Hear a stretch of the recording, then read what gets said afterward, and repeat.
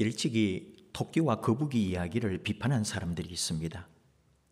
저보다 앞선 분들이나 또는 저보다 후배되는 이들도 초등학교 교과서에서 토끼와 거북이 이야기를 듣고 배웠을 겁니다. 원래는 이솝 우화를 약간 각색을 한 거죠.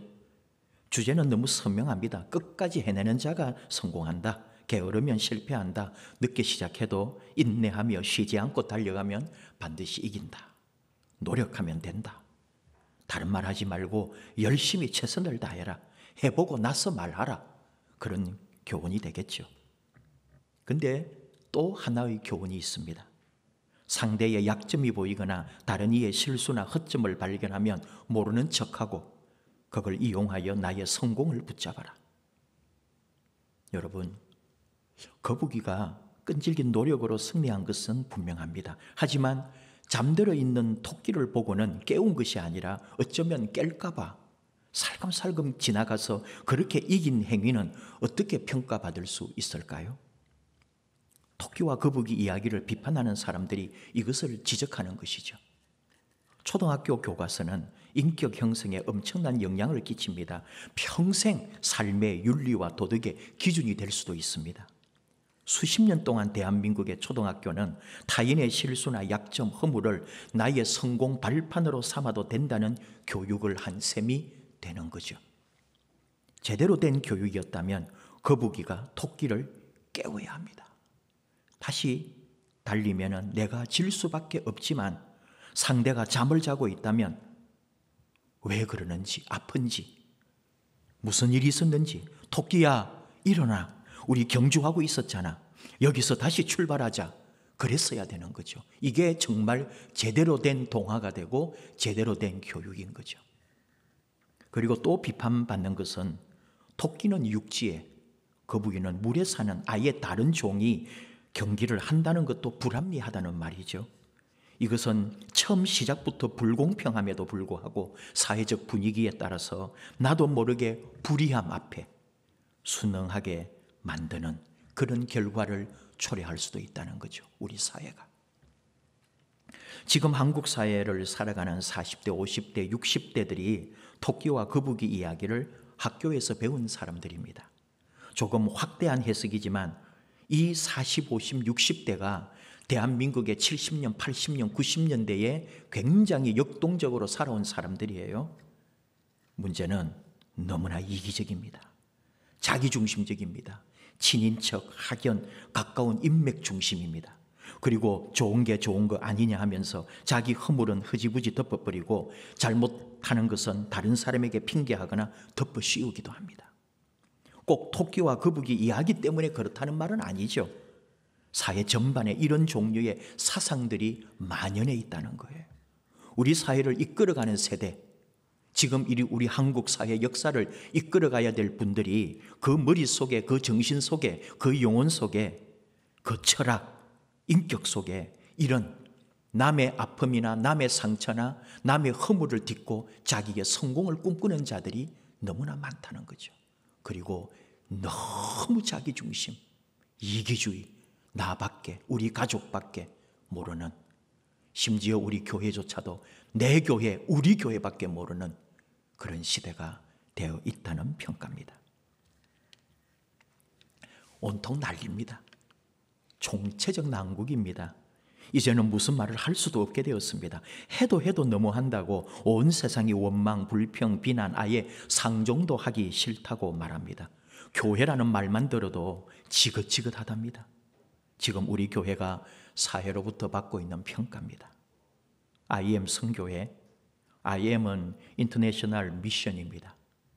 한국 다음 세대 살리기 운동 본부라는 이름도 가지고 있습니다.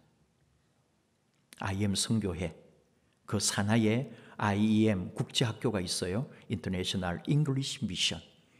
잉글리시, 영어가 하나 더 들어갔어요. 대전 본부 건물에서 확진자들 이제 데리고 나오는 게 사진에 찍혀 있는데 건물 외벽에 큰 현수막이 보이더라고요.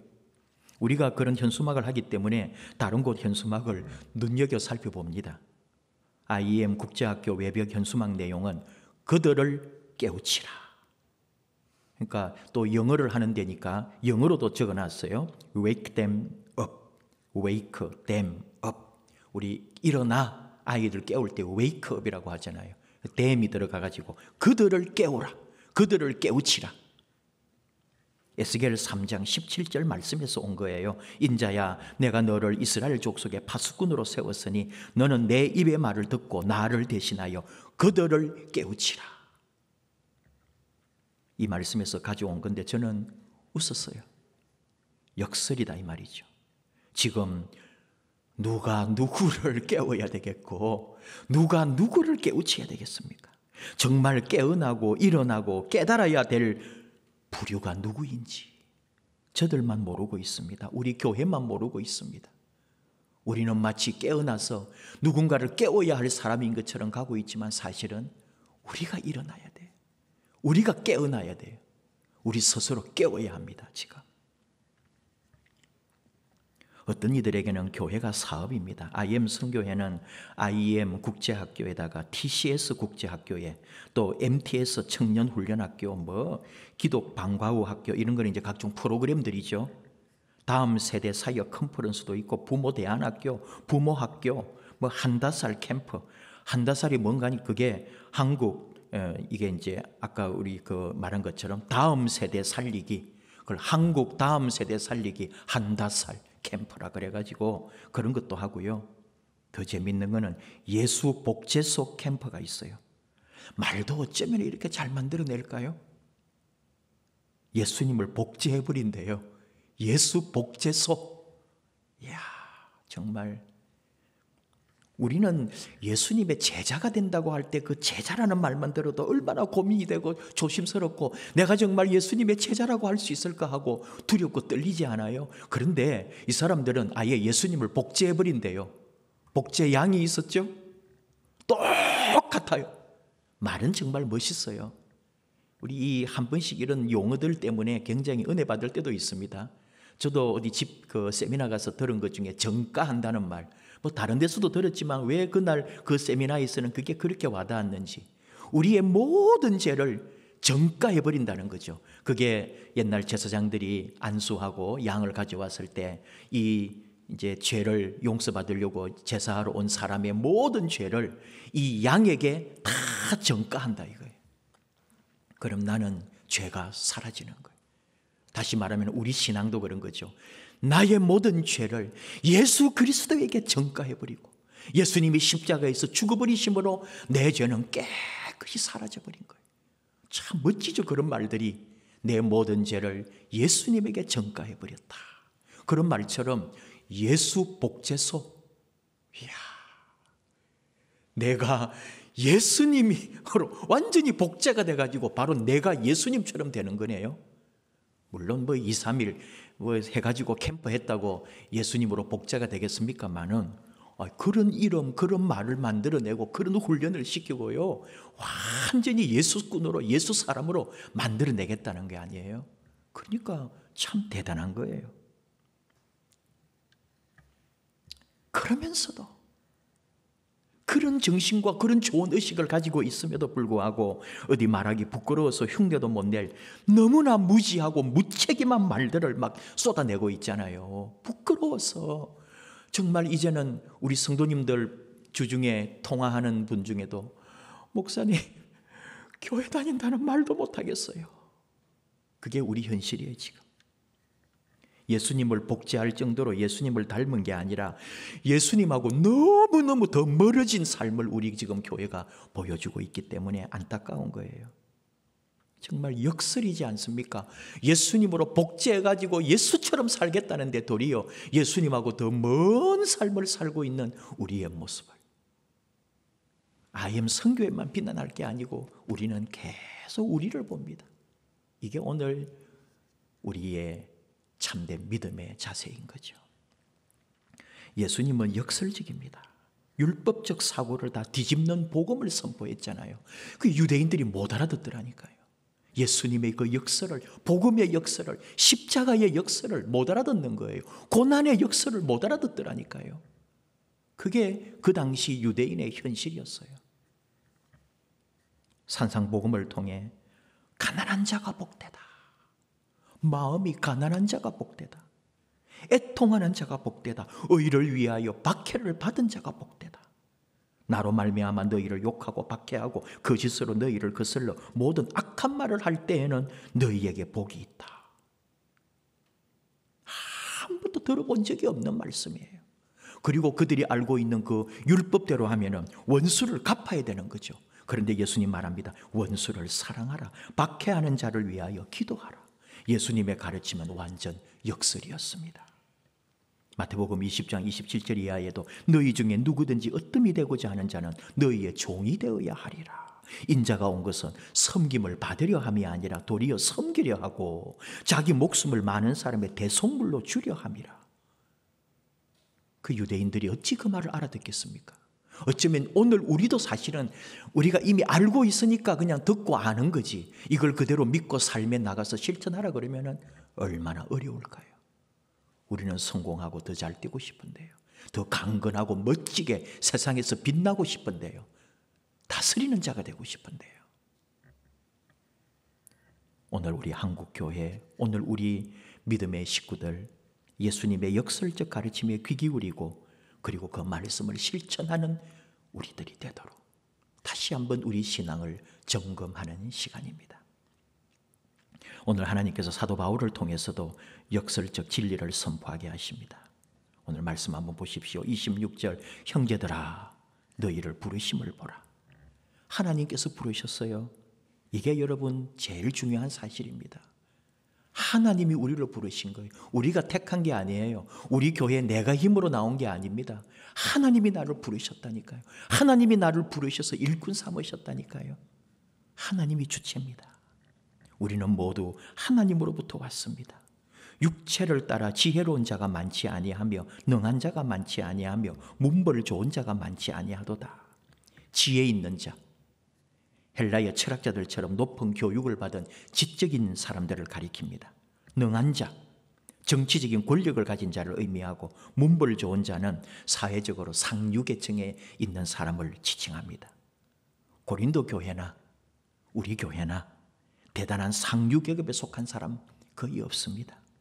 중요한 건 뭐죠? 하나님이 부르셨다는 거예요. 외적인 조건이 아닙니다.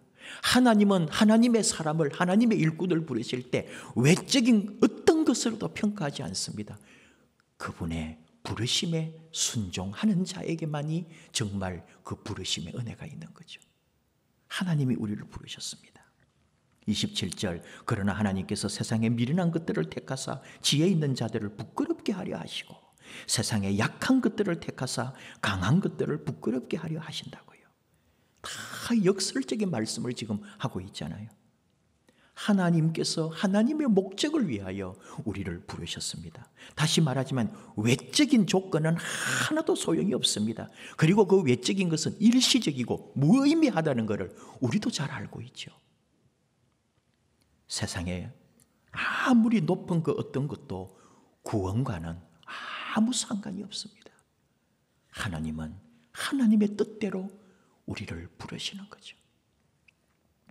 28절, 하나님께서 세상의 천한 것들과 멸시받는 것들과 없는 것들을 택하사 있는 것들을 폐하려 하신다고요. 하나님의 역설적 은혜입니다. 고린도 교회의 구성원들도 그렇게 대단한 사람이 없었다는 걸 우리 분명히 알 수가 있죠. 굉장히 항구 도시고 잘 살고 또는 대표적이고요, 부유한 사람들이 그렇게 많았다고 하는데도 고린도 교회 아마 초기에는 분명히 그렇게 잘난 사람들은 없었던 것 같아요. 그리고 특별히 이제 학자들이 연구한 것에 의하면은 고린도 지역이 그 상업 도시고 그 무역하고 항구 도시이기 때문에 노예들이 많았답니다. 그래서 분명코 고린도 교인들 가운데도 노예들이 엄청나게 많았을 거로 보더라고요. 그러니까 세상에서 볼 때는 얼마나 무가치하고 얼마나 필요 없는 사람들로부터 무시당하는 사람들이잖아요. 그럼에도 불구하고 하나님은 이런 사람들을 선택하셔서 하나님 나라를 완성하고 하나님의 일을 만들어 가신다는 거 아닙니까? 하나님의 역설입니다. 있는 것들을 폐하신다.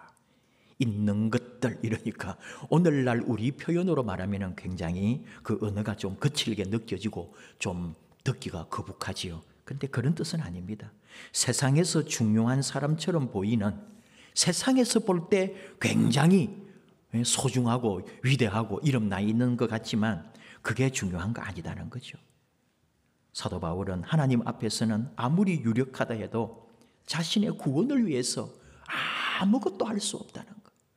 세상의 그 어떤 지위도 하나님 앞에 구원받는 일에는 아무 쓸데없다는 것을 지금 이야기하고 있습니다. 하나님의 선택하심, 그리고 하나님이 폐하시는 것은 바로 우리 하나님의 뜻 안에서 이루어지는 거고요. 사도 바울은 선택과 폐한다는 그 두 가지를 사용해서 우리로 하여금 신앙적으로 더 깨닫게 해주시는 거죠. 교회가 위대하다, 우리 공동체가 대단하다는 것은 뭘까요? 우리 이 속한 성도님들, 우리 구성원들이 기꺼이 예수님 앞에 무릎을 꿇고 서로 사랑하면서 서로의 발을 닦아주고 그리고 이웃의 눈물을 닦아주는 일에 동참할 때, 이 세상을 구하는 일에 힘없고 약하고 세상으로부터 가치 없어 보이는 사람들과 함께 더불어 하나님의 나라를 이루어가는 게 교회 아니겠습니까? 땅에 가까이 할수록 하늘에 더 가까이 간다는 진리가 있어요. 땅에 엎드릴수록 사실은 하나님에게는 더 가깝다는 그런 말입니다. 엎드려서 발을 닦아줄 때 하나님에게 더 가까이, 하나님 뜻 앞에, 하나님의 사랑 앞에 더 가까이 간다는 그런 말이거든요. 그리스도의 제자가 되기 위해서는 우리는 더 땅에 엎드려야 되고요. 그리고 먼저 죽음을 겪어야죠. 늘 제가 반복하는 말입니다. 교회가 죽어야 되고 내가 죽어야 되는 거예요.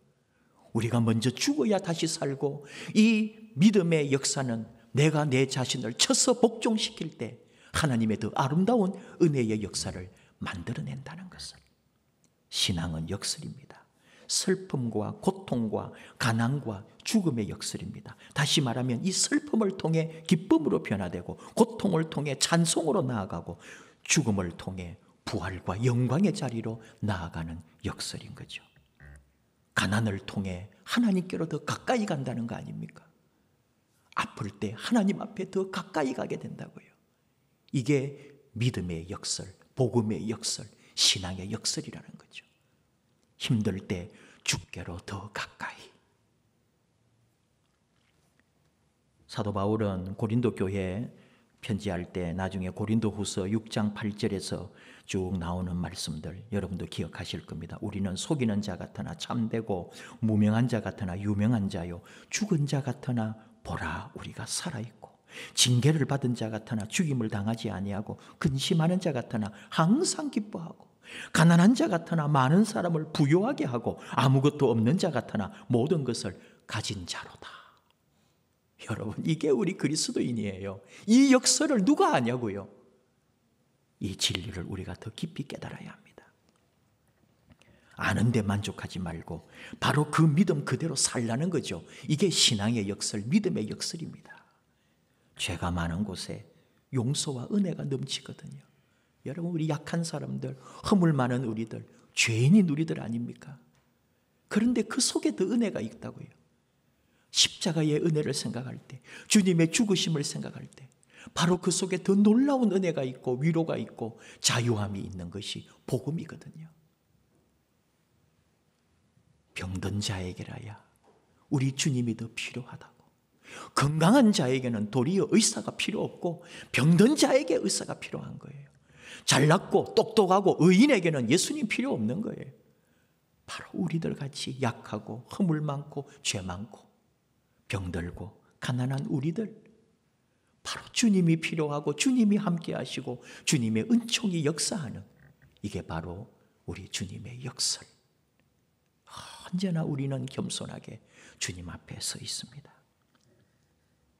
사도 바울도 계속 사도 바울 얘기지만은 참 그의 몸에 있는 병으로 말미암아 평생을 고통받았는데도 그 병 가운데서도 사도 바울이 고백하잖아요.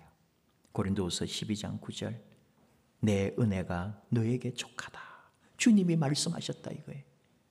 내 능력이 약한 데서 온전하여짐이라. 주님이 사도 바울에게 주신 말씀이에요. 주님의 능력은 네가 약할 때에 더 나타난다고. 그래서 사도 바울이 깨달은 게 뭐죠? 도리어 크게 기뻐했다고요. 도리어 나는 약한 것들을 자랑하리니 그리스도의 능력이 내게 머물게 하려 함이라. 내가 약할 때, 내가 죄인 되었을 때, 내가 부족할 때, 내가 내 힘으로 할 수 있는 게 없을 때 도리어 주님의 능력이 내 위에 넘치더라 이거예요. 이게 신앙의 역설인 거죠. 여러분, 좀 힘들고 아프고 소망 없고 괴로운 시절 아닙니까? 근데 지금이 바로 주님의 능력이 임하는 시간이요, 주님의 놀라운 역사가 내 삶에 함께 한다는 이 역사를 깨닫고 믿고 그 삶으로 나아가는 저와 여러분 되기를 축복합니다. 요셉이 형들이 이제 찾아와 가지고 할 때 했던 말 우리 잘 알죠?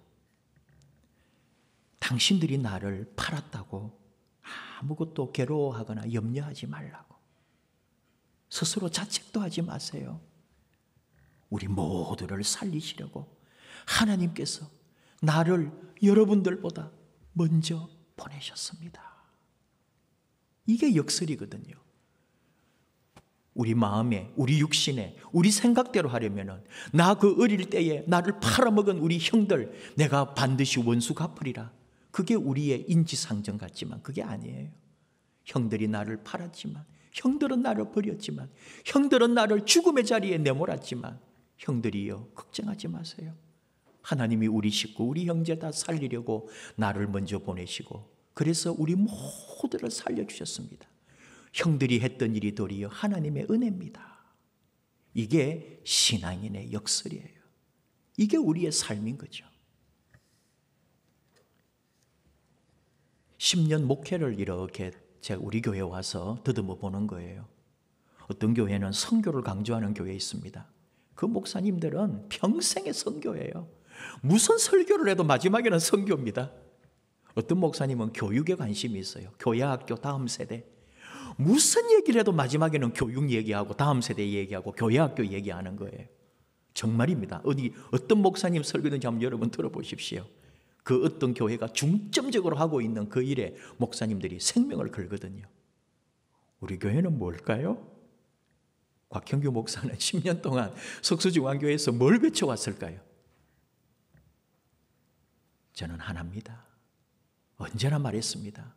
그리스도 안에서의 참된 태도, 온유하고 겸손하게 주님의 십자가를 달게 지고 내 삶의 어떤 상황 가운데서도 내가 좀 더 손해보고 내가 더 기도하고 내가 용서하고 내가 사랑하는 그거예요. 저는 신앙의 본질을 10년 동안 외쳤습니다. 여러분이 그 마음 우리 같이 통하기를 원합니다. 앞으로도 그럴 거예요. 평생에 그러고 싶어요. 다른 그 어떤 것이 아니고 정말 신앙의 본질, 그리스도의 십자가의 그 은혜 앞에 늘 겸손하고 온유하고 사랑하고 섬기면서 내가 좀 더 손해보고 내가 좀 더 희생하고 내가 더 많이 사랑하고 내가 용서하고 내가 아버지 마음 십자가의 주님을 생각하면 내가 못할 일이 뭐가 있겠는가. 그분으로부터 받은 사랑, 그분이 나를 용서해 준 걸 생각하면 내가 세상에 용서 못할 일이 뭐 있는가. 그런 믿음, 그 삶에서 시작이라는 거예요. 모든 것은 하나님은 그 위에 하나님의 역사를 더하시고 사명도 주시고 복도 주시고 우리 인생길을 인도하신다고요. 십자가가 있어야 돼요. 어려움이 있어야 돼요. 십자가 없는 영광은 없잖아요. 고난을 받아야 된다는 거죠. 여러분, 너무 편안하고 좋은 삶만 바라보지 말고 우리 살아가는 날 동안에 이런 어려움도 있으리라, 눈물도 있으리라, 고통도 있으리라, 그렇게 살아가는 거예요. 십자가의 도가 멸망할 자들에게는 약하고 미련하게 보이지만 구원을 얻은 우리에게는 하나님의 능력이라, 그 십자가의 은혜를 믿고 가는 거예요. 역설적이라는 것을 자꾸 얘기하는데요, 제가 옛날에 들은 말 중에 하나 참 제 마음에 와닿은 게 있는데, 우리는 사공이 많으면 배가 산으로 간다 하는 속담을 잘 알아요. 근데 어떤 분이 그 속담을 조금만 더 바꾸어 보라는 거예요. 어떻게 해요? 사공이 많으면 배가 산으로도 갈 수 있다. 잘났다는 사람이 많으면 일이 안 된다는 거죠. 원래 그 속담의 의미는. 다 자기 주장을 해가지고 아무것도 안 된다는 거잖아요. 그런데 정말로 또 바꾸어 생각해 보면은 똑똑하고 훌륭한 사람들이 많으면은 바다로 가야 될 배가 산으로도 갈 수 있을 만큼 그런 새로운 능력을, 새로운 기술을 개발해낼 수 있다 이 말이죠. 여러분, 우리 교회라는 게 그런 것 같아요. 싸울 일이 아니고 그 안에 새로운 힘을 만들어내는 거죠. 창조적 힘을 개발해내는 거죠. 사랑하고 섬길 때, 주님의 뜻 앞에 우리가 함께 할 때, 그리스도의 사랑 앞에 십자가 아래 다시 뭉칠 때, 그리고 엎드려 기도할 때 새로운 역사가 일어나는 거예요. 그게 오늘 우리의 힘입니다. 능력입니다. 우리 한국 교회가 다 그 자리에 같이 가야 돼요. 지난주 파키스탄 토마스 선교사님으로부터 긴급한 전화가 왔습니다. 같이 이제 파키스탄에서 목회하고 잘 알고 동력하는 목사님 교회 있는 지역에 그 카라치에서부터는 한 300km 떨어진 완전 시골, 말도 할 수 없는, 우리나라 1950년, 60년하고도 비교가 안 돼요. 제가 뭐 살아보지도 않았지만 1920, 30년대 동네 같아요. 그런 데인데 15채 집에 불이 났어요. 그거는 그냥 불이 난 게 아니겠죠. 예수 믿는 집들. 그 어떤 이슬람으로부터 테러 아닌 테러를 당하지 않았겠나. 나무로 만들고 제일 가난하고 열악한 집들. 한번 불 나면 그냥 홀랑 다 타버리고 아무것도 없어요. 그냥 옷 몇 가지 꺼내고, 그릇도 무슨 그릇인지 막 그런, 아마 우리는 개 밥그릇으로도 쓰지 않을 그런 그릇들 막 끄집어 내놓고, 그러면 그나마 아무도 다치지 않고 죽지 않은 게 다행인 거죠. 너무 마음이 아파서 토마스 목사가 기도해달라고. 그 기도해달라는 말은 뭐겠어요? 뭔가 조금이라도 그것을 좀 복구할 수 있는 그런 걸 좀 도와달라는 거 아니겠어요?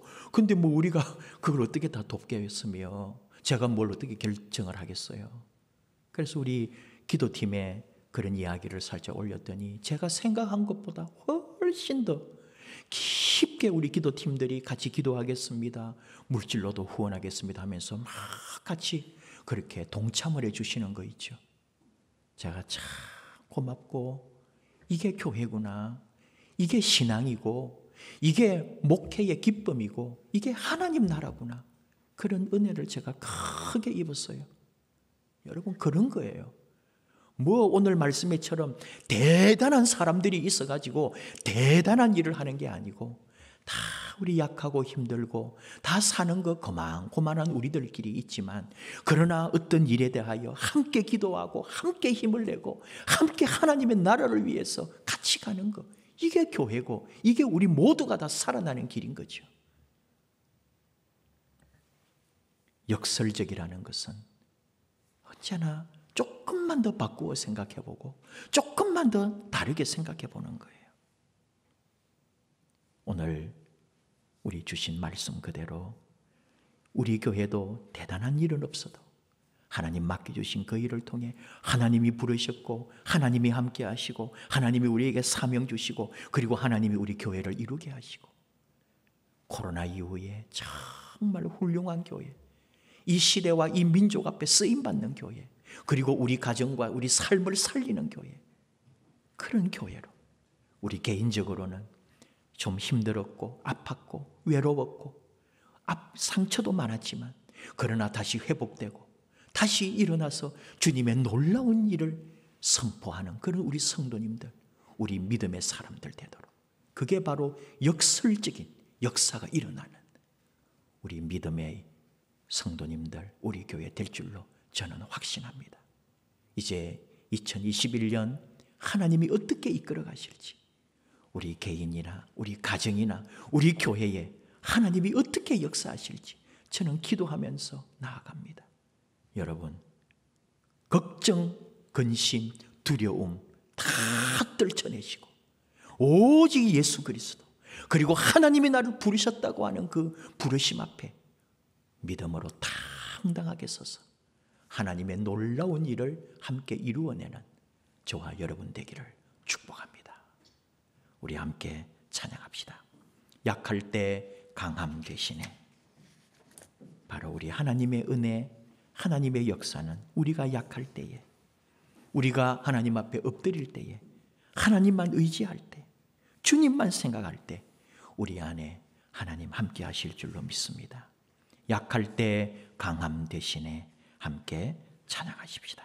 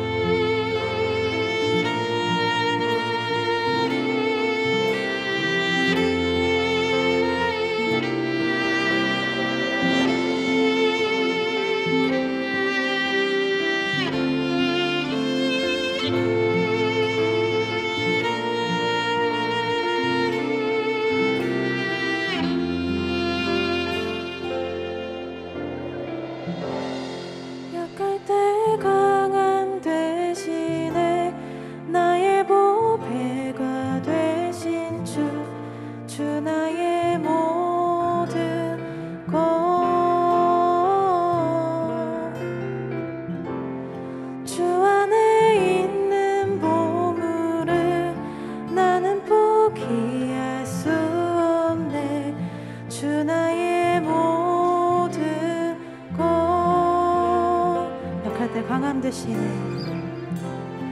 약할 때 강함 대신에 나의 보배가 되신 주 나의 모든 것,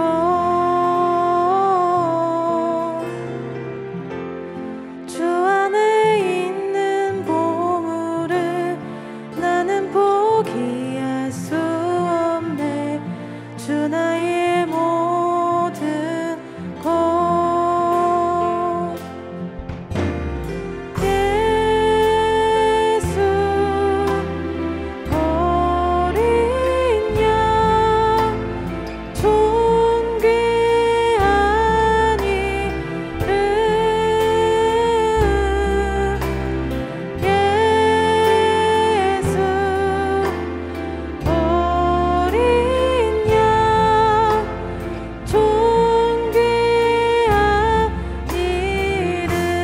제사하셨네. 십자가 제사하셨네. 주님의 이름 찬양해. 주 나의 모든 것, 쓰러진 나를 세우고 나의 빈잔을 채우네. 주 나의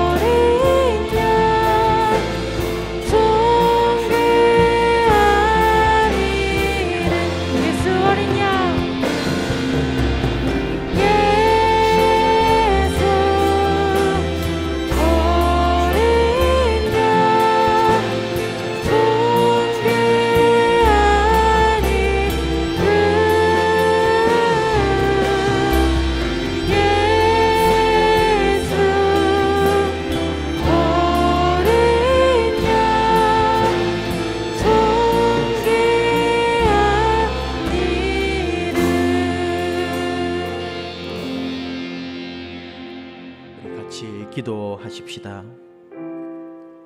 우리가 약할 때 주님이 함께 하심으로 도리어 가장 강해집니다. 주님만 계시면 됩니다. 주님을 붙잡으면 됩니다. 이 어려운 시간 보낼 때 오직 우리의 모든 것 되시는 우리 주님을 붙잡고 갑시다. 최고의 보물이신 우리 예수님을 붙잡고 갑시다. 주님이 나의 모든 것입니다. 우리 함께 이 어려운 시간에 내 슬픔과 내 고통과 내 가난과 내 아픔 속에 하나님이 더 역사하시고 슬픔이 변하여 기쁨으로, 고통이 변하여 찬송이 되고 죽음을 넘어 부활의 영광을 맛볼 수 있도록 우리 하나님 우리와 함께 하실 줄을 믿습니다. 역설의 신앙, 신앙의 역설은 바로 불행을 통해 행복으로, 아픔을 통해 하나님의 더 큰 뜻을 실천할 수 있다는 것. 우리가 가난한 자 같으나 더 부욕케 하시는 하나님의 은혜를 생각하면서 이 어려운 시간 오직 믿음으로, 우리 주의 말씀으로 성령님과 함께 이겨낼 수 있도록 하나님 역사해 주시옵소서. 붙잡아 주시옵소서. 우리를 인도하여 주시옵소서. 주여 부르면서 우리 한번 아버지의 더 큰 은혜를 사모하며, 우리 하나님의 놀라운 용서와 은혜를 사모하며, 주여 이 시간 우리에게 더 큰 놀라운 역사를 허락해 주시옵소서. 주여 부르고 기도하며 함께 나아가겠습니다. 주여.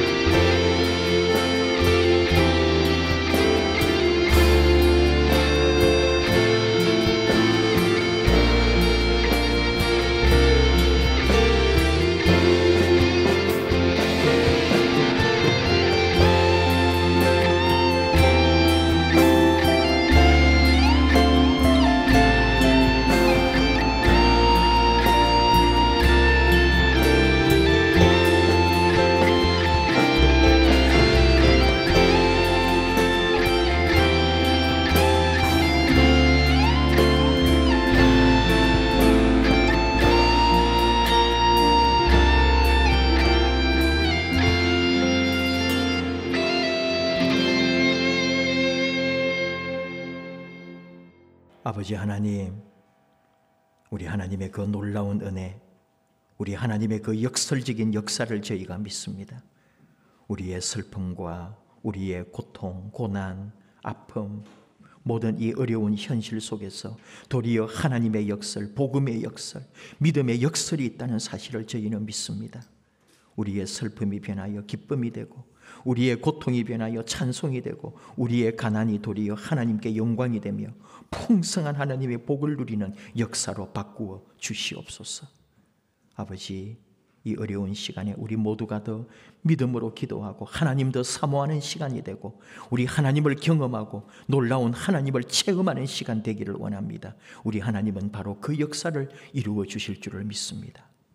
힘들수록 더 엎드려 기도하게 하시고, 어려울수록 하나님 더 바라보게 하시고, 약할 때 강함 되시는 우리 주님과 함께 동행하는 저희들의 삶이 되게 하옵소서. 아버지, 저희들 우리 하나님이 함께 하심을 믿습니다. 성령님이 우리를 붙잡아 주심을 믿습니다. 저희들 아무것도 염려하지 말고 우리 하나님 신뢰하고 하나님 의지하고 하나님만 믿고 하나님 앞에 나아가게 하여 주옵소서. 이 코로나가 지났을 때 살아계신 하나님, 하나님이 우리를 얼마나 사랑하시는지, 하나님이 내 삶에 어떤 역사를 이루셨는지 감사하고 간증하고 찬양할 수 있도록 놀라운 은혜로, 새로운 부활의 능력으로 하나님 우리의 삶에 역사하여 주시옵소서. 예수님 이름으로 기도하옵나이다. 아멘.